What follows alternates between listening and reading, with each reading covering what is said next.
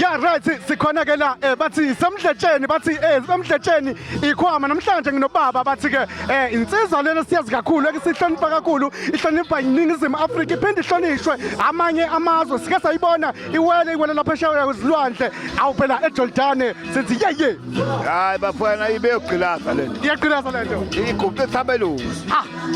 laba hlukumezi bethu abagqilaza zomkhulu bethu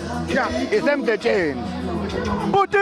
yabona nje namhlanje ngiyabona ukuthi kugcwele ngendlebe isimangaliso unyaka siuqale kahle bonke abantu bajabule sibona ke insizwa kaManqele ithi cha ngempela ke ayizojabulisa abalandeli bayo nabalandeli babanye abaculi ukuthi iyenze isiminyaminya esingaka sibona bonke abantu bejabula ngalendlela isimangaliso mhlawumbe ungathini ngalomcimbi uncoma ukuthi wayini osuthi afafa inteleze encane ukuthi sibone abantu begcile kangaka la cha bo ngifuna ukunitshela iqiniso lo mfana othi umthandeni akawusebenzisi umuntu uyathandaza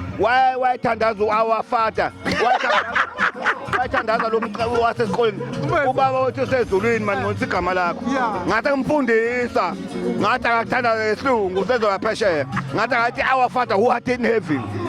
wabona ukushaya unyaka hayi ngiqilazile mfana thandeni hayi kaphathe kakhulu abaculi mfana nizile ababukeli bathi akawusebenzisa umuthi uyathandaza ushayo awafata Chabo ngamfica mina ethandaza lo mthandazo osekuseni esikoleni baba wethu osezulwini manqona igama lakho intando yakho mayenzeka imihla nemihla ngathi mthandeni ngoba uzofanele phesheya shintsha thand our father who had in heaven hello bidine yayikho